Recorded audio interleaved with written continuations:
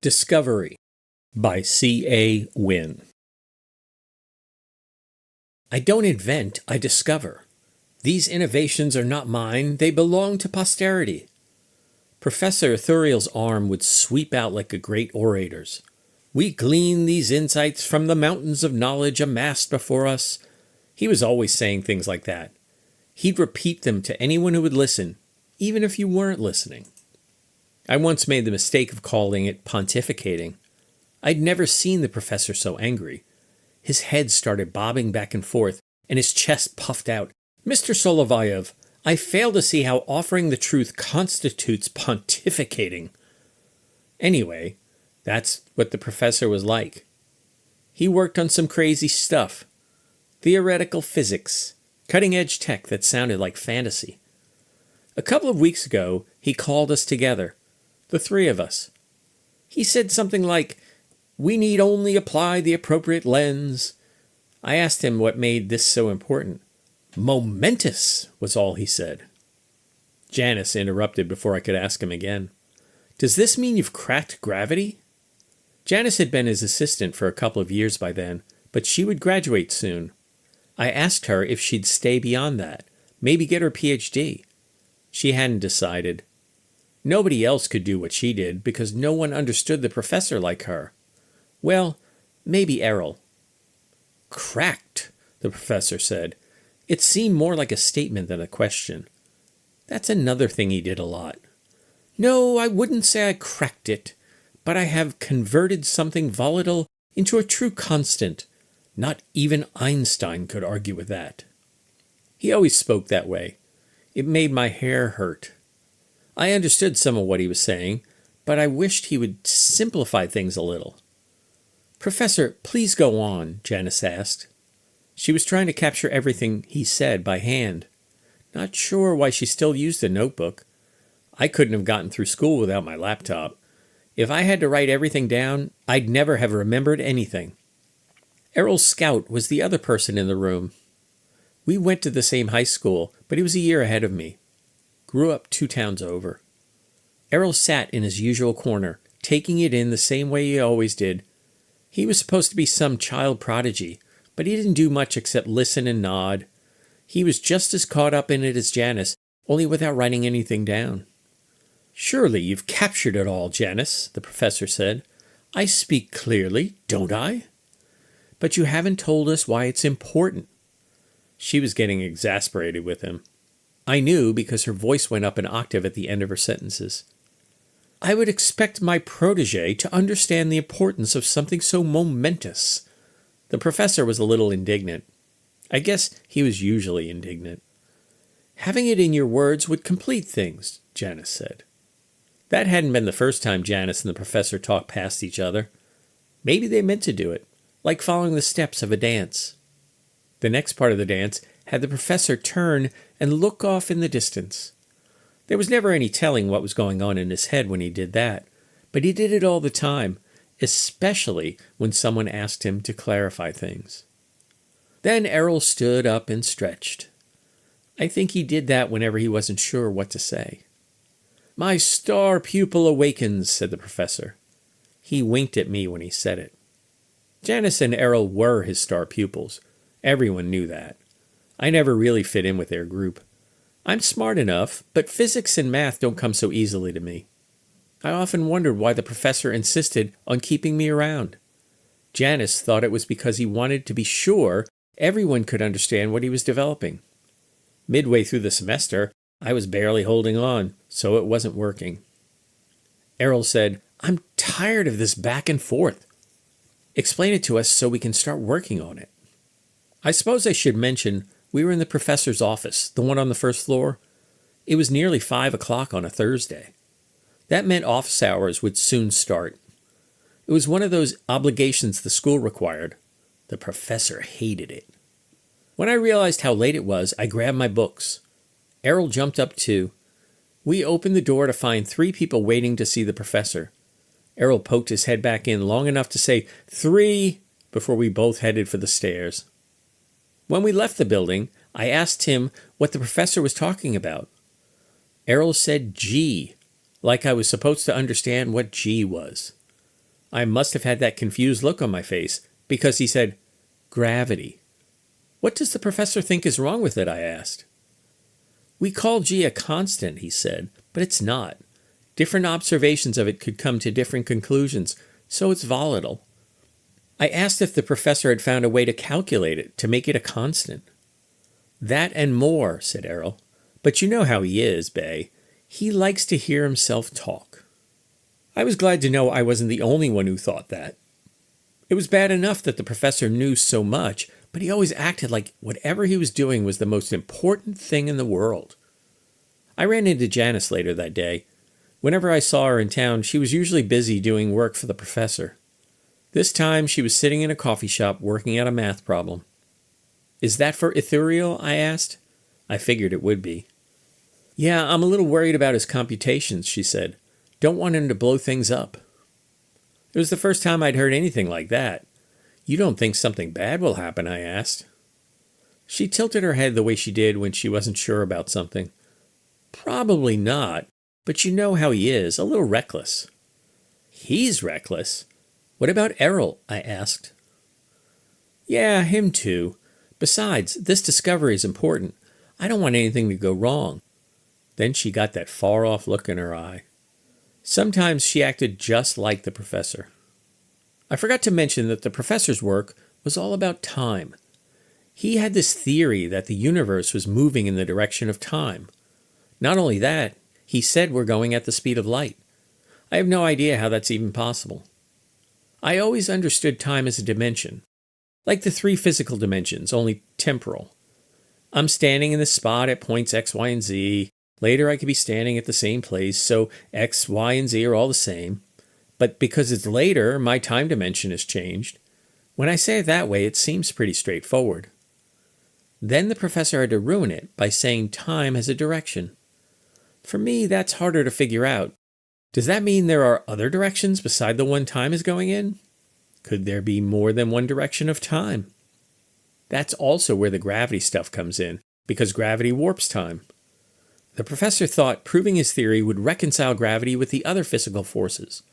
He could explain it better than I can if he ever came back.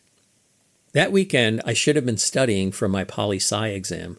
Instead, I was helping Errol work on some computations. Errol was all excited. "If he's right," he said maybe 5 times. He tried to explain it to me again. He pointed to the sheet we were working on. "See this number? Because of it, we might be able to move around in time." I said, "We already move around in it." I was joking. "You know what I mean," he said. He didn't get serious unless there was something on his mind. He described the professor's tempinetic field. Errol said, "It's like a bubble of time. We only see this moment, so we can't see the rest of the field. Some of it is ahead of us and some is behind. Don't you want to see what's ahead of us?" I was interested in seeing the future. Who wouldn't be? I guess it just wasn't as important to me, what with exams and all. That happened about 2 weeks ago. I had a few papers to finish, so I couldn't be around for all of it. They were always meeting, going over things. I put in all the time I could, or I would have failed that class. I had no business taking physics. I should have retaken Russian instead. Maybe I could have passed that course the second time. When I got there last night, the first-floor office was empty. They left me a note to meet them upstairs in the professor's other office. It was bigger, with more whiteboards. I walked in on an argument. The professor was shouting. He usually didn't get more than indignant, except with me. There he was, shouting at Errol. "If we make the field too large, we risk it getting out of control." Janice was staring at him, kind of wild-eyed. It took me a minute to notice the equipment in the room. There was electronic gear I hadn't seen before. A laptop near Errol had some strange cables hanging off of it. One of the devices had antennas that looked like something from that really old Outer Limits show. I guess that's what they were, antennas. The other machine had gauges and wires leading to the laptop. Definitely old-school sci-fi, but with some modern technology. Errol was scribbling on one of the whiteboards. There was hardly any space left to write. They even had a few sheets of flip chart paper taped up with drawings and equations. Then, The professor shouted, "Your numbers are too large." "He's right," said Janice. She set her notebook down and approached the whiteboard. It was like she was talking to herself as she pointed to different parts of the equation. She finally wiped away one of the numerators and replaced it with a number half its size. Errol shook his head. "The field has to be large enough. How else will we see into the future?" He replaced Janice's numerator with an even larger number. "Mr. Scout," said the professor, "we must exercise prudence." Janice pointed to a very large number near the top of the board. "That doesn't look right either." They went on like that for hours. The cleaning people came and went. I ordered pizza around midnight and ran out for coffee an hour or so later. I think it was around 2:30 when they finally got the machine cranked up. With a hum and some initial pops, the device with the antennas started to smoke. The professor turned a knob, and the popping stopped. After a few seconds, so did the smoke. Then something appeared. It floated right above the device, between the antennas. I'd say it was about the size of a tennis ball, maybe smaller. Nothing touched it, like it was a tiny balloon floating without a string. There was a new smell in the room, like burnt plastic or something. Maybe it was metallic. And the thing glowed, sort of like a light bulb, only with an eerie grayness to it. I'm not sure how else to explain it. The professor was very excited. "Eureka! That proves it!" Errol wasn't as impressed. "It only proves we can observe a tempinetic field," he said, "if that's what it is." The professor waved a hand to dismiss him. "We have to make it larger so we can study it better," Errol insisted. Janice shook her head. "Can't we take this one step at a time?" The professor was lost in thought. Errol stared at him for a few seconds, then turned the machine off. "I'm afraid he's right," the professor said. Janice hadn't stopped shaking her head. "We have no idea what will happen if we make it too large." Errol went back to the whiteboard and changed one of the digits in that long number. They argued back and forth for another hour over that. I was getting sleepy. Around 4, they recalibrated the device. When Errol started it again, the thing knocked me over. I heard some crashes as I crawled out from under the bubble. That's how big it was. I think it knocked Janice off her table. I didn't see the professor, and could only see the top of Errol's head. The bubble was weird, like a ball of energy, but it didn't hurt. It was glowing, and it pushed everything out. If you looked at the wall, you could have seen how it pushed against it. Then it stopped all of a sudden.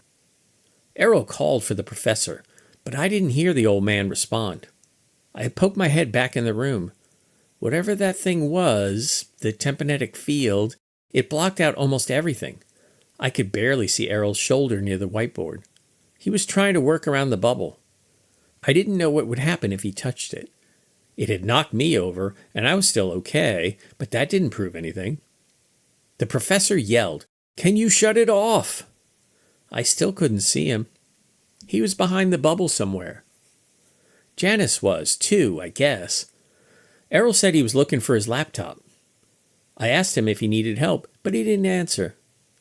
Then I heard Janice yell, "I can put my hand inside." She was somewhere behind the giant glowing ball. The sphere, I guess I should say, if I'm going to be scientific about it. I could see Errol reach his hand toward it. He pushed his arm in, all the way up to his shoulder. Then he pulled it out. I don't know why it changed, why it knocked us over and then we could reach into it. I wanted to ask, but the professor yelled, "Shut it off!" again. "I'm not sure I can," Errol said. He pulled his arm out and studied it, looking like a little kid with a new toy. "How would we know which direction is the future and which is the past?" he asked. Things really started happening then. I don't know if it was something Errol changed or if putting his hand back in the sphere caused it. The bubble started to get bigger. The professor asked what was going on. He started shouting, and then it got quiet. I watched Errol back up to the wall and then get swallowed by it. I think it absorbed Janice, too. She didn't make a sound. I was by the door, backing up. Then the lights went out and poof! It disappeared. Well, everything disappeared. No Janice, no professor, not even Errol.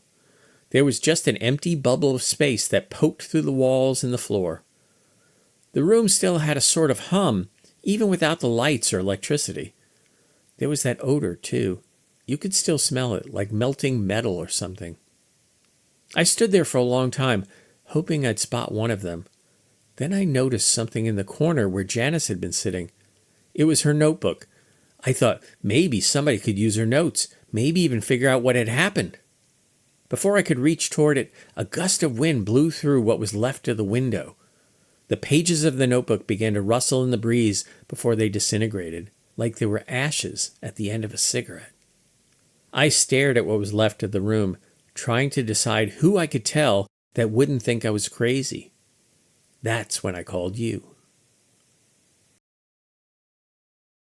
End of Discovery by C.A.Wynn.